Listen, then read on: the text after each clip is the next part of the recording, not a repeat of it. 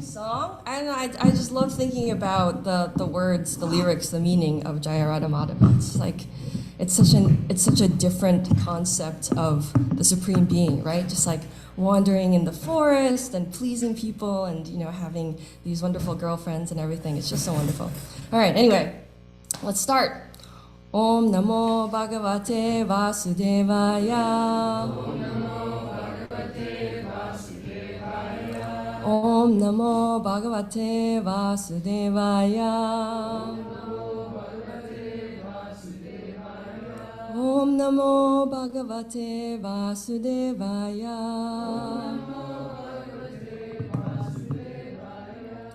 All right, thank you for having me today. It's very nice to see all of you. I haven't given Bhagavatam class in a while, so this is a very nice honor. All right, so we are reading from Srimad Bhagavatam, Canto 1, Chapter 12, The Birth of Emperor Pariksit.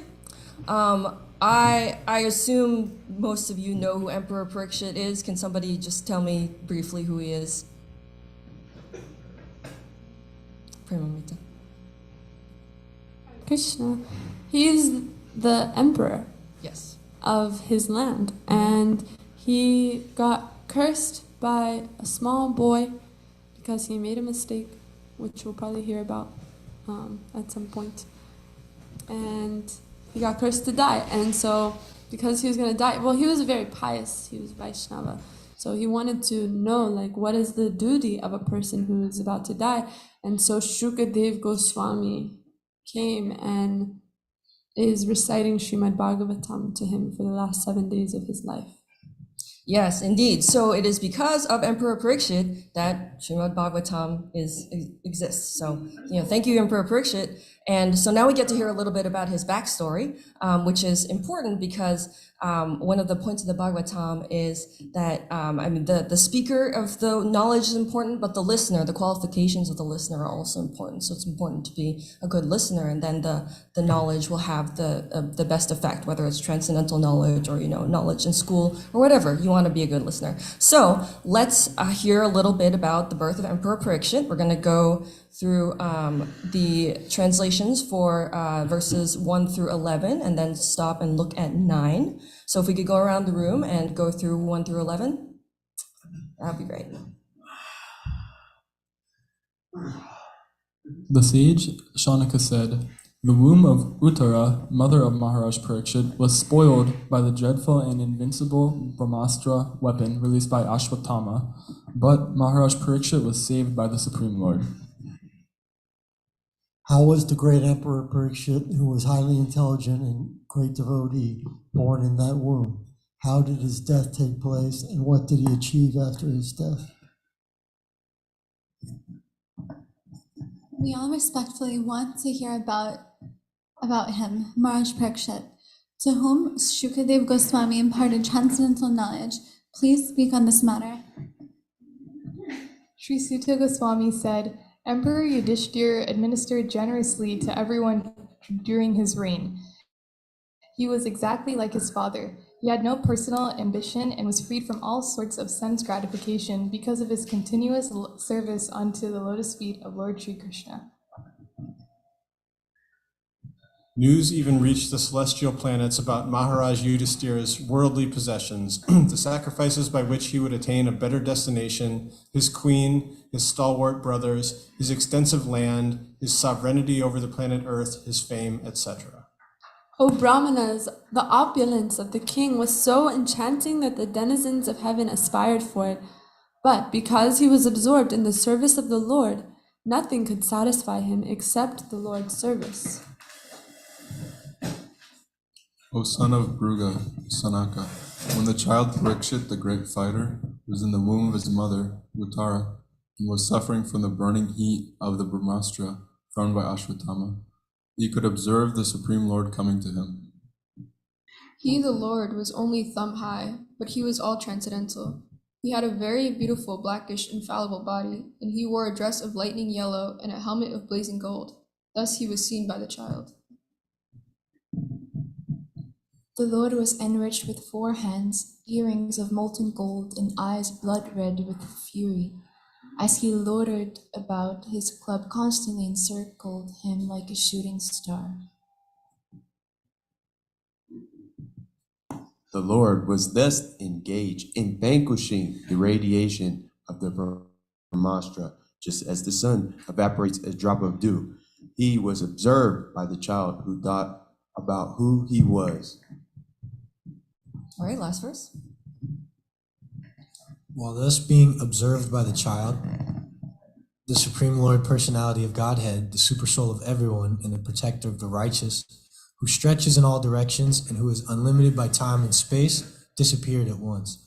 All right, thank you. So these are kind of an action-packed bunch of verses. I mean, if you kind of think about the images in your head, like a lot of people, they exciting things happen to them, but usually after they are born, right? It's not so often that you're in the womb of your mother and then all this stuff is someone's trying to kill you and there's this fiery weapon coming towards you and your mother's like, please, Krishna, help me. And then the Supreme Lord appears right where you are and protects you, and you can actually see the Supreme Lord, and he has this amazing appearance, right? This is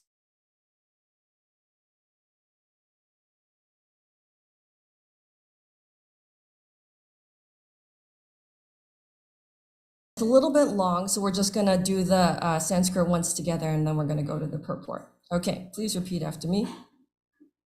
Srimad Dirga Chaturbahum Tapta Kanchana Kundalam Chatajaksam Gadapanim Atmana Sarvato Disham Paribhramantam Ulkabham Brahmayantam Gadam Muhu. Okay, so let's go right to the translation. So the Lord was enriched with 4 hands, earrings of molten gold, and eyes blood red with fury.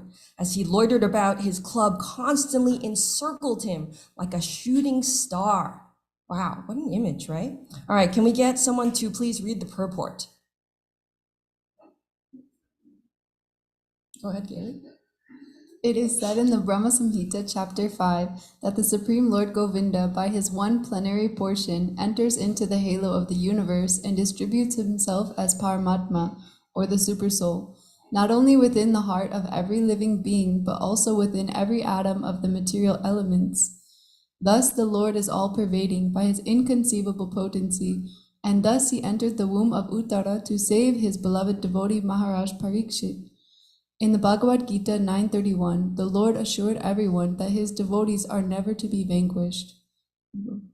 No one can kill a devotee of the Lord because he is protected by the Lord, and no one can save a person whom the Lord desires to kill. The Lord is all-powerful, and therefore he can both save and kill as he likes. He became visible to his devotee Maharaj Pariksit, even in that awkward position in the womb of his mother, in a shape just suitable for his vision. The Lord can become bigger than thousands of universes and can become smaller than an atom at the same time. Merciful as he is, he becomes just suitable to the vision of the limited living being. He is unlimited. He is not limited by any measurement of our calculation. He can become bigger than what we can think of, and he can become smaller than what we can conceive. But in all circumstances, he is the same all-powerful Lord. There is no difference between the thumb-like Vishnu in the womb of Uttara and the full-fledged Narayan in the Vaikuntha Dham, the kingdom of Godhead. He accepts the form of Archa Vigraha, worshipful deity, just to accept service from his different incapable devotees.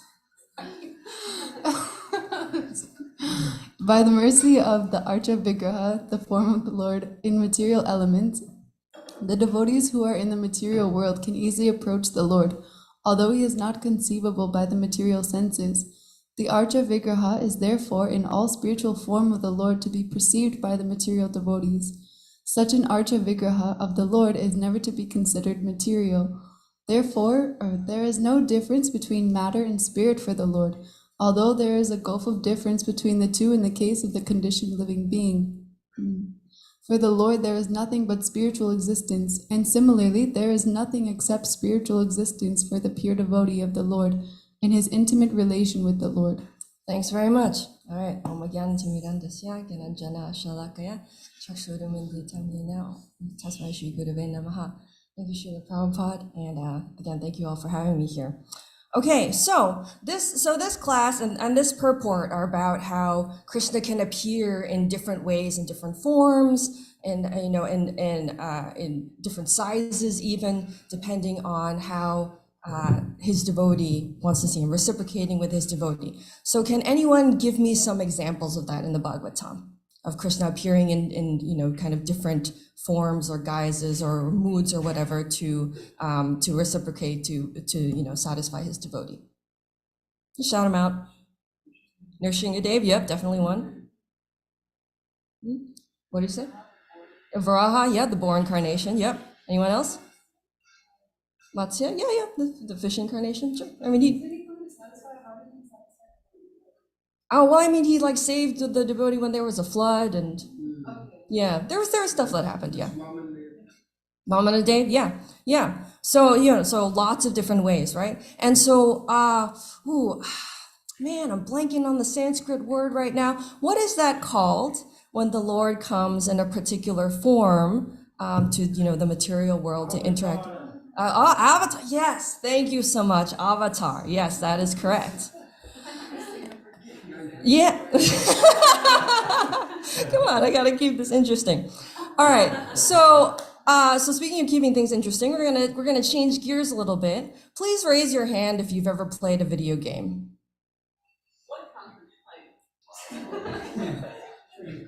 Yeah, I'm sure, yeah, just, on your phone or on a computer or whatever, right? You played a video game. Okay, so that's a lot of you. So who here has played the kind of video game where, you start the game, you make a character, you give it a name and like customize it a little bit, and then you go into some kind of virtual world and you control that character, you kind of operate as that character. Who's played that kind of game? Tony Hawk Pro Skater. Okay. All right, so that's a significant portion of you. Now, oh man, I'm blanking on the word again. This is so embarrassing. What is that called, that character in the game that you are controlling? An avatar? Is that the same word? What a coincidence, right? Like, isn't that interesting? That, on the one hand, you have avatar in the Srimad Bhagavatam context and the Vaishnava context, which is the Supreme Lord, right, coming down and, being among us poor conditioned souls and having all of these powers in the world. And then avatar also means like a little dinky digital character in a virtual game that, you go around and control. Like, it just seems almost the opposite, almost, right? Because like, what do video games have to do with like religion and Krishna consciousness and spirituality? It doesn't seem like it's a very good fit. So that kind of makes me wonder, like, how did that happen? Why is that the way it is? Why are they the same word? And wouldn't it be interesting if we had a video explaining that very idea? Please roll tape. Well, back in the early 1980s, I was creating Ultima 4, the fourth, obviously, in the Ultima series. And unlike most role-playing games at that time, where in a role-playing game, the character you were playing was often your alter ego, meaning you might be this meek, mild-mannered computer nerd, but you're playing the character of Conan the Barbarian, for example. And that would mean that while you were playing the game, if you're playing Conan, you should act like Conan. And with Ultima 4, that was the first game where I was speaking about virtues, and I wanted the player to respond to what I'll call moral dilemmas and ethical challenges as they personally would respond to it. So not like Conan would, but like they personally would. So the character that you're creating in the game, I wanted to be you, not your alter ego. And while doing my research on virtues and ethics and things of this nature, I did a lot of what I'll call religious readings to look for ethical parables or moral philosophy. And I'd come across in a lot of Hindu texts the concept of the word avatar. And in this case, it was the avatar was being used as the incarnation of a belief or philosophy, or in this case, a god on the earth. So when a god came to the earth, their avatar was their physical manifestation. And I thought, well, that's perfect, because really I'm trying to test you in your spirit being playing within my fictional realm. And so Ultima 4, Quest of the Avatar, was the first time, to my knowledge, that Avatar was used as your embodiment in the computer game. We actually trademarked the word for many years. Origin actually owned the trademark of the word Avatar. But over the years, as other people picked up its use, and people in both paper gaming as well as computer gaming kind of debated, whether this could or should be protected, people have ultimately challenged it, and so it ultimately was given up back to all the free use of everyone. All right, so today you learned a little bit about gaming history and also the American pastime of trademarking things. You're trying to trademark, the term avatar. But anyway, so that's interesting, right? There is a direct connection between the Srimad Bhagavatam, what we are learning here in this tradition about Krishna and how he appears to devotees, and this thing that we see in the mundane computer games and video games of this world, right? That's fascinating. So let me tell you about how I, as somebody who worked in the game industry for 11 years, relate to the term avatar. So he was talking about the early 1980s, right? I'm going to go back to 2009.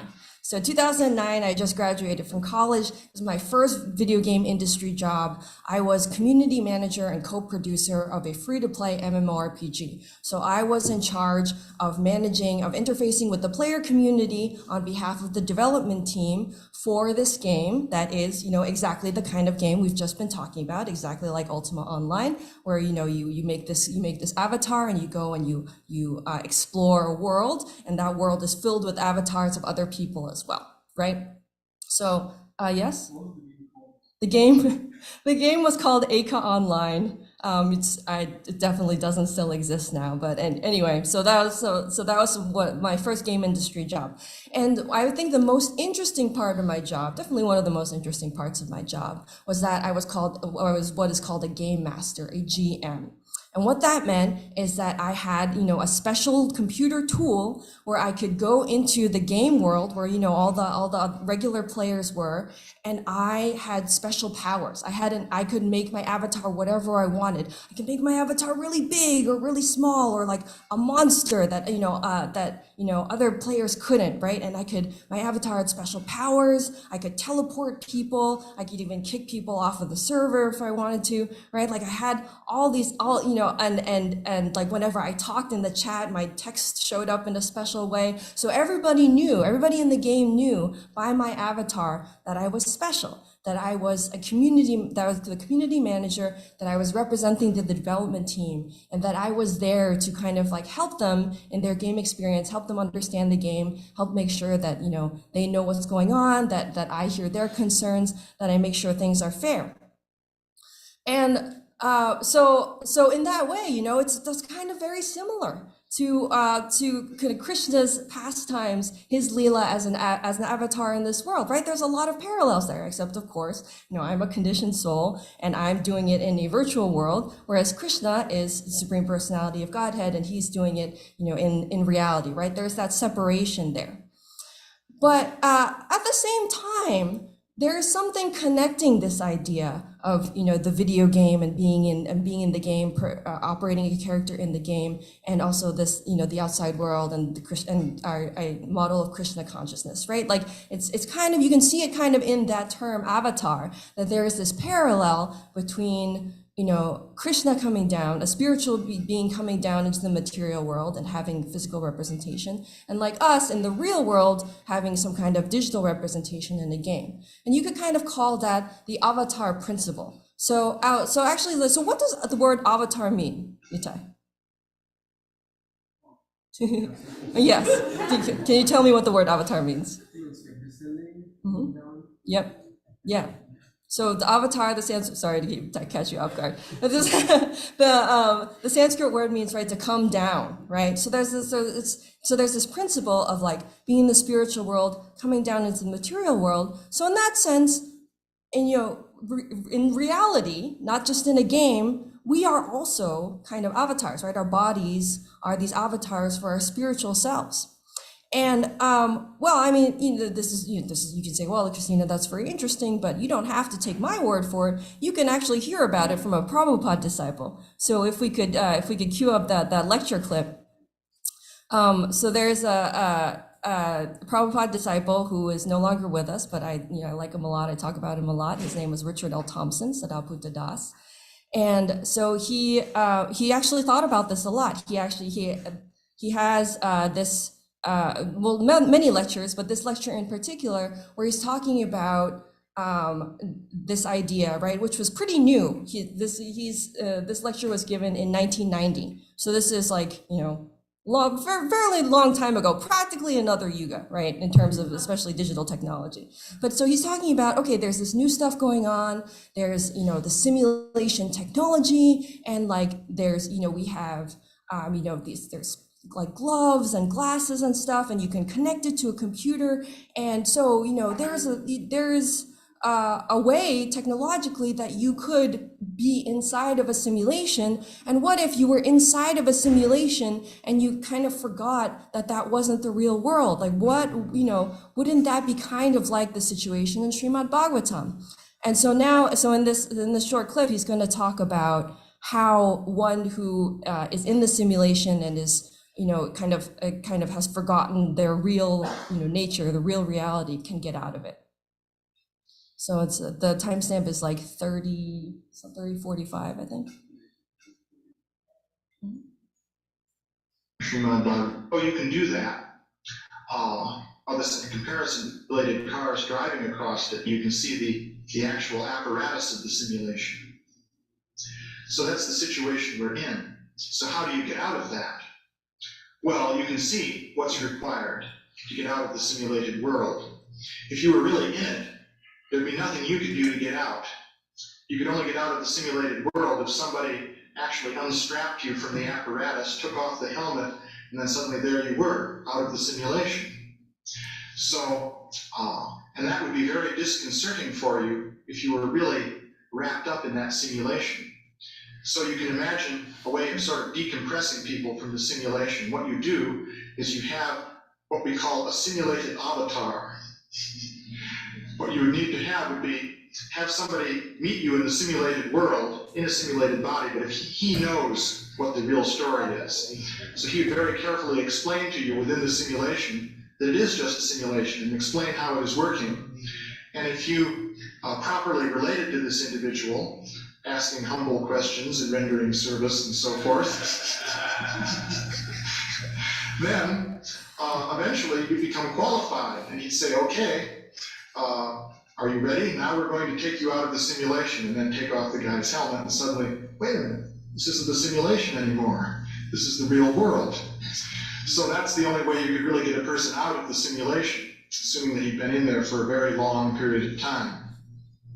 Say a few billion years or something like that. So that's a little story. Yeah, so Sadaputta was talking about this in 1990, which and I can virtually guarantee you that he had not played Ultima Online 4. So I think his use of Avatar was actually kind of independently coming to the same conclusion. Very, very smart man. And so 1990 was 9 years before a particular movie came out. Matrix. The Matrix. Yep. So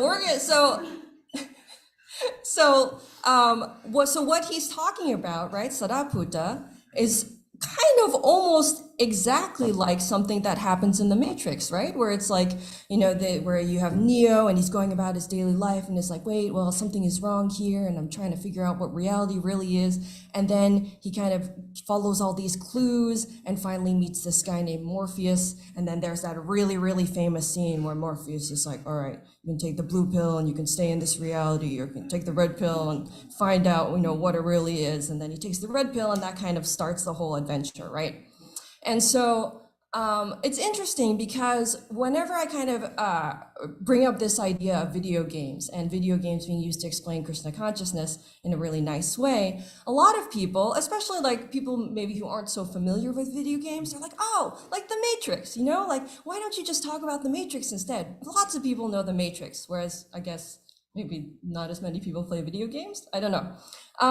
So I understand where they're coming from, right? And because in a way it is very similar. You have, people who are in a world that turns out to be an illusion, and then they kind of wake up and find that they're in the real world, right? And they kind of have to try to help, get other people out of the real world and that kind of thing. And you have Morpheus, who kind of seems to be in the role of the guru, and you have, Neo, and it's very easy for devotees, especially newer devotees, to relate to the position of Neo, like, oh yeah, I just found out that like this is an illusion and there's something else. But at the same time, I don't like the use of the Matrix as much. I think the Matrix kind of has a different lesson for us. So this is a little bit of a tangent, but I would say that to me, the message of the Matrix in terms of Krishna consciousness philosophy, you have to kind of look at the story behind the Matrix and like, why is that illusory world there? And it's actually because I don't know how many of you kind of have seen the Animatrix or know the backstory more, but it's because so the humans created intelligent machines, AI, robots, that kind of thing. The robots became sentient, became conscious, but the humans and they wanted equal rights, right? Because the sentient beings, right, consciousness, we're all kind of equal in that way, and the humans said no, and then there was a big war. And which, of course, the humans were not winning because, you're fighting a war against an army of robots. Like, how are you really going to win that? And so the humans, in desperation, permanently block out the sun, which is the source of power for the robots, right? So there's like, okay, if we block out the sun, then, the robots will all run out of energy and we'll defeat them. And so, but, the robots instead, they're like, okay, we need a source of energy. So they basically take humans and figure out a way to use human energy. And so in order to kind of keep the humans from, rebelling against them and upsetting the situation and basically, it's kind of a survival thing, they put the humans in these vats and connect them to this illusory world, so that while they are kind of dreaming this illusory world of the Matrix, the robots can use their energy to survive. And so it's a very, very grim world, right? So when Neo kind of wakes up and goes to the real world outside of the Matrix, there's no sun and humanity is enslaved and everything is run by intelligent robots who, honestly, I kind of relate to the robots. Like, I don't blame them, right? They were sentient. They wanted recognition. The humans wouldn't give them, and it became a war. It became a battle of life and death, basically. And so the robots are like, we're just kind of doing what we need to do to survive, the same way that, humans were like, we need to block out the sun in order to survive. So, like, I don't know, like, I understand I understand the parallels, but for me, the message of the Matrix is actually Pandita Sama Darshinaha. Can someone tell me what that means? Yes, a sage sees with equal vision. And what the sage sees with equal vision is, it's not like rocks, right? It's not like, just like tables and that kind of thing, right? Who does the sage see with equal vision? Yeah, the dog eater, living beings, conscious beings, right? And so I think the message of the Matrix is that Pandita Samadarshinaha extends to, if they happen, conscious, sentient robots, So, well, I mean, not yet, but in the event that that happens, right? So the Matrix is a fairy tale, basically, but it's saying that, hey, all right, in the event that robots become conscious and sentient, we need to recognize that they are, and that will prevent this terrible tragedy of the Matrix from happening. Jonathan. Want to note that in the Animatrix, the scene where the military is getting ready to block out the sun, that there were monks with japa beads chanting and begging them not to do it. So we will still be there when that time comes. But after that, it's over with. There we go. There we go. So now you kind of know, this is the Animatrix has the Vaishnava position on this, right? We don't need to go to war over this stuff. So okay, so that's kind of what I think about the Matrix. So like aside from kind of the Pandita Sarmadarshana thing, the kind of the main reason I think that the Matrix is not as great of an analogy is this idea I've been thinking about, that the tattva is right, but the rasa is not quite right. And what I mean by that is the tattva, right? The idea that, like, okay, yes, we have these like spiritual bodies or spiritual existence in the real world, in actual reality, and then inside the illusory world, we control these other bodies. Yeah, the Matrix has that. Yeah, like that general model is okay, but the feel of it, right?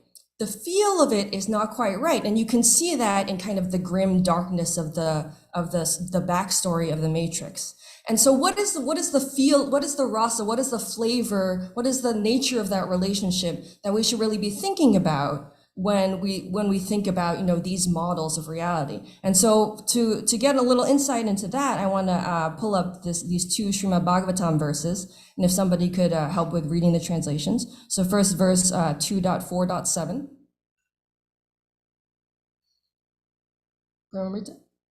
Kindly describe how the Supreme Lord, who is all-powerful, engages his different energies and different expansions in maintaining and again winding up the phenomenal world in the sporting spirit of a player. So we have a little bit of this contrast, right? That in the Matrix, I mean, it's fun for us to watch, but like, Neo and everybody in there, they're kind of like struggling for their life and like, oh, the machines are after us, Agent Smith is after us, whatever. But by contrast, we have Krishna, who is in the sporting spirit of a player, right? Krishna, all he does in Vrindavan is like play games and have fun. I would say Krishna is a gamer. So now, yeah, absolutely. So now let's look at the second verse, 10.87.2. Can I get a reader for this translation, please?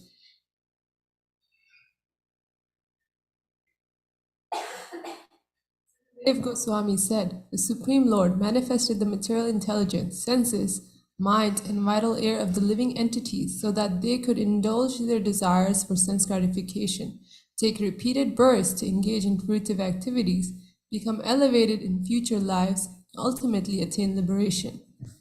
Now, okay, that's like pretty kind of factual.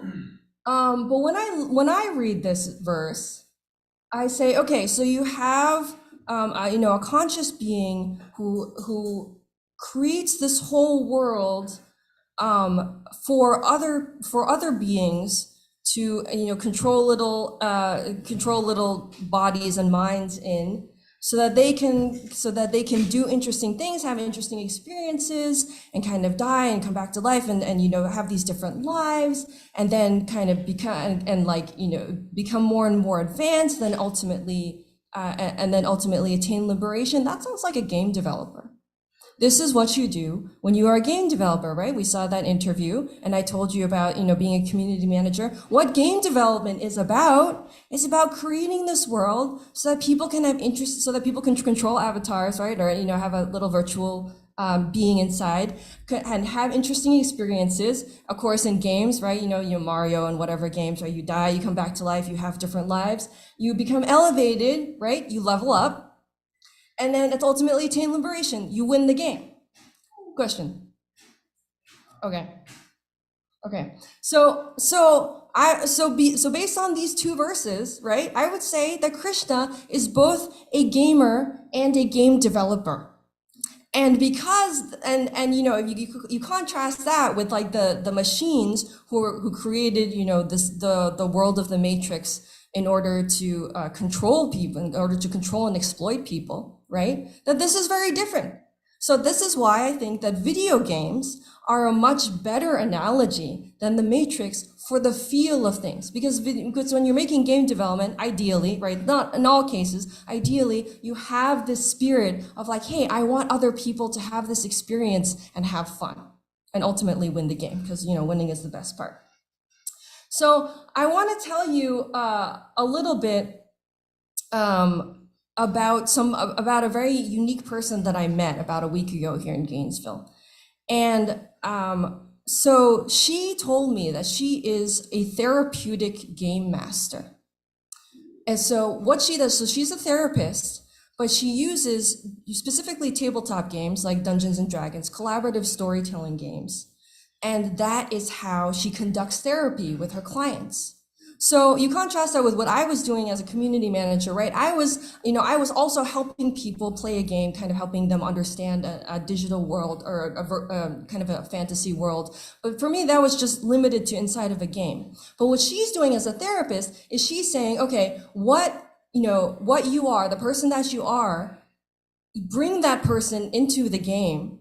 And then while you're playing, engage with your kind of your issues, maybe your traumas, whatever. And we kind of like deal with that in an interesting way through Dungeons and Dragons or through a tabletop game. And then even when the game is over, you take that with you. And you have a better understanding of yourself, a better way to deal with life, right? So instead of me as the online gaming community manager just being stuck in the game, and this is what she's doing is she's saying like, yes, okay, there is this space of the game where special things happen, but you know, who you are outside of the game is also who you are in the game. And then how you change in the game also is how you change outside of the game. And, I think that's very interesting. And I think that and to me, when I think about it in terms of, the video game or, the simulation, right? This idea that, Krishna and us as spiritual beings are kind of coming down into this material world, but we, unlike Krishna, right, we've forgotten, right? That's the beginning of Bhagavad Gita where Krishna says, well, you and I, Arjuna, we've been together for, since the beginning of time, but I remember all my lives and you do not, right? So that's the big difference between us. And so when I think about this therapeutic game master idea, I think about Krishna House.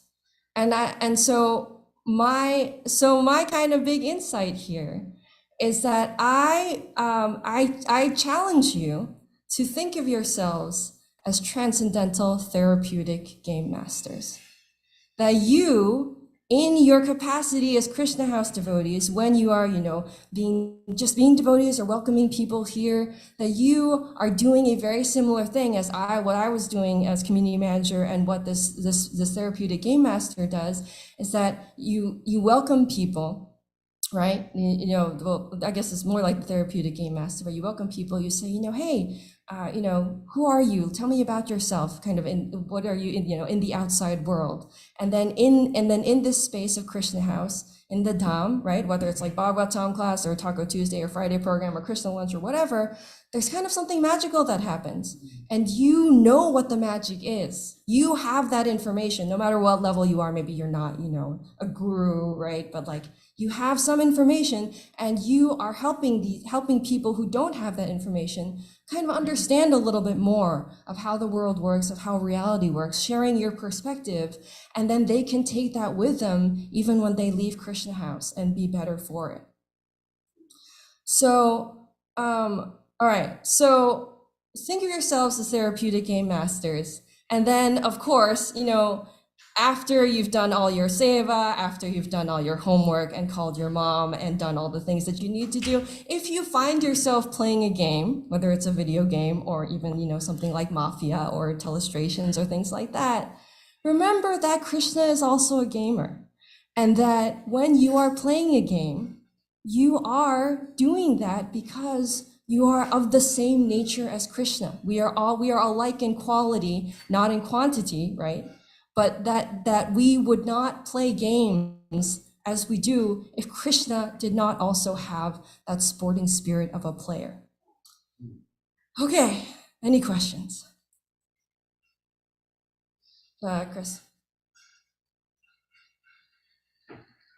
I was thinking a bit of a game I've been playing lately while you were talking about this, where I could beat it at any time, but I've been waiting because there's lots of side quests and things I want to explore in the game. And if I extend that metaphor to this reality, how do I know I've done all the things I want to do here before I try to beat the game and get out of this, given that I can't remember any of the other times that I've played? Like, obviously I came here to do something with a specific purpose and I had perfect knowledge when I made that decision. Like, how do I know that I've fulfilled what I wanted to do by coming down to the material world? Why should I try to get out right now? Right. So the reason that you are in this particular body with this, with this particular set of circumstances is because it's something that after many, many, many, many lives, you wanted to explore. Maybe there's some kind of angle where you haven't done that yet. And so you as a person, right, you have preferences. You're like, okay, well, some people do that, but I'm maybe not so interested in that. That doesn't appeal to me for some reason. Some people are doing that, hey, maybe that's kind of cool. Maybe I want to try that. Like, where do those preferences come from? Why are you not interested in, carrots, but you're, more interested in peas, right? And I would say, it's probably because you've kind of played that out. You kind of played that life, and you're like, all right, I did that. Now it's time for something new. So you got to remember that your subtle body, right, is kind of your save file. It carries the impressions, the samskars, your experiences from life to life. That's kind of how karma works, what karma acts on. So honestly, you got to kind of trust yourself. You may never totally understand the workings of your subtle body, but you got to kind of trust your instincts. You had a question, right? I have a comment. Oh, you have a comment on this. When you asked that, I just thought well, you might think that you have all these side quests that you want to do, but once you hear about reality, you'll develop a higher taste and you'll decide these side quests are lame and stupid. I'd rather go play basketball. I'd rather go do something real with my friends that I really have, that are eternal, that I love, you just realize that there's so much better to experience. So the side quests, they lose their meaning and you lose interest. Just on a similar note, because the first thing that I thought is it says in the scriptures, people who come to Krishna consciousness are materially exhausted. So it's just that by experiencing so much of this material world and going on all these quests, we get really dissatisfied, and eventually we're just very tired of being dissatisfied. And when you get in contact with Krishna consciousness, you see the contrast. You get to experience the contrast of how dissatisfied you've been this whole time, and how just this little thing that you had forgotten is so much more satisfying, and then the dissatisfaction becomes intensified. Gopal? Prabhupada usually describes this world as a prison house, sometimes as a hospital. Once is like a cinema where less intelligent people go for entertainment. Personally, I don't think we're here to have fun. My sister lost her only child in a motorcycle accident. Is that something she didn't explore? She wanted to explore. And as far as making matter conscious, scientists they failed to make life, so now they say they're going to make matter conscious. I think it's kind of a big bluff. And the other thing, sometimes in some philosophies, matter is already considered to be conscious. Both Bhaktisiddhanta and Prabhupada both said that sometimes stones are conscious. So they're not creating anything that's not already there. But but it's not a game. So that is one perspective, and I completely respect that perspective. And what I'm offering here to you is a different perspective, right? That I get the whole prison house thing, but when I understand that how Krishna likes to play and how we are like Krishna and how Krishna has created this material world for us to have experiences. I mean, for me, it's okay. So who here has played Final Fantasy VII? My man. So Final Fantasy VII, you're playing this game, and I'm gonna spoil Final Fantasy VII for you. I'm sorry, everybody. But there's this character named Eris. And Eris is so wonderful. She's beautiful, she's kind, she's loving, she's caring, she's adventurous, she has wonderful healing powers, she's great in battle. She's just really amazing. And there's this whole storyline where you really connect with her and you really see how she and the main character have this really wonderful relationship. And then like about 10 hours into the game, she's murdered. She just dies. Yeah, like Sephiroth just like comes out of nowhere and just like katana to the heart, like just kills her. And the scene where she dies is so incredibly emotionally impactful that a lot of people, when they play, like when they're playing this game, they're getting this game, yeah, this is one of the best RPGs of all time. Yeah, playing this game, love these characters. Suddenly she's gone. She's not coming back. And a lot of people kind of stopped playing the game for a bit, and they I cried. It's kind of traumatic, and I'm sure there are some people who are just like, yeah, I'm just not gonna keep playing this game. But a lot of people go back and play, and that experience, there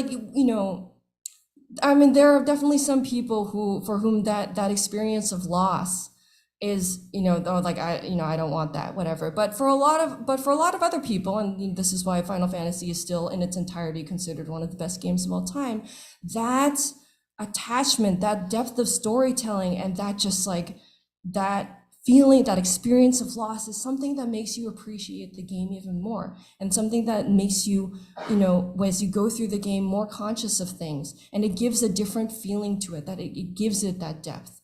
So while I'm not saying that, losing, a video game character is the same as losing your child in an accident, I would ask you to just think about that a little bit. Like, think about, yes, there is pain and there is loss and there is difficulty in this world.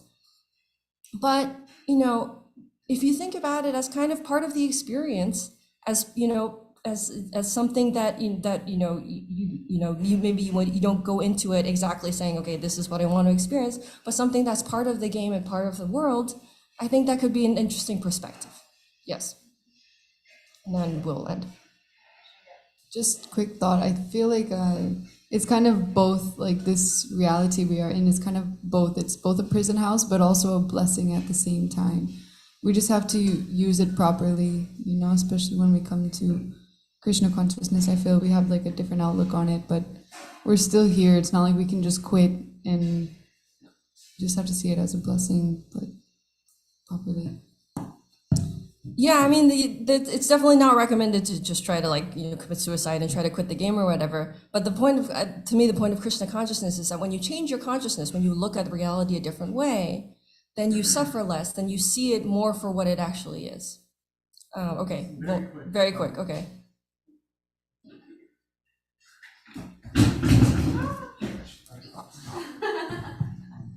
KC Sports, it's in the name.